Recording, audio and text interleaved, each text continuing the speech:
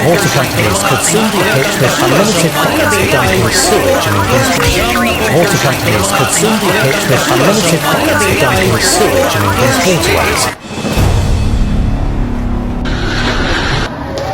Uy, ba't ka nandito?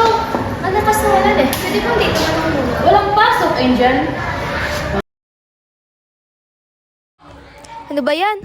Lagi na lang suspenda ng klase tuwing bumabaha. Oo nga, hindi lang ulan ang problema. Marumi pa ang tubig, puno ng basura. At yung mas masakit, may mga proyekto dapat para sa flood control. Pero sabi nila, ghost project lang daw. Hindi natin nagawa yung mga gawain natin sa school eh.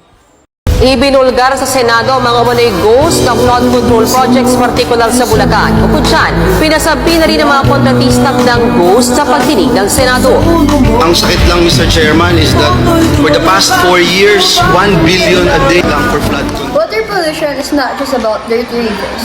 It destroys lives, causes sickness, and even stop us from learning. Sa bawat plastic na tinatapon natin, sa bawat basurang napupunta sa kanal, tayo rin ang nahihirapan. Hindi sapat na may project sa papel lang. Dapat may tunay na aksyon para sa bayan. Help students. And flood. No to ghost project. Clean environment. Clean environment prevent flood. Clean environment prevent flood. Clean environment prevent flood. Clean environment prevent flood.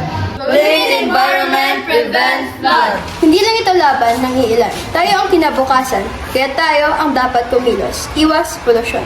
Panagutin ang Ghost Project. Panagutin ang Ghost Project. Sagipin ang tubig, sagipin ang buhay. Water companies could soon be hit with unlimited fines for dumping sewage. Ibinulgar sa Senado ang mga umano'y ghost na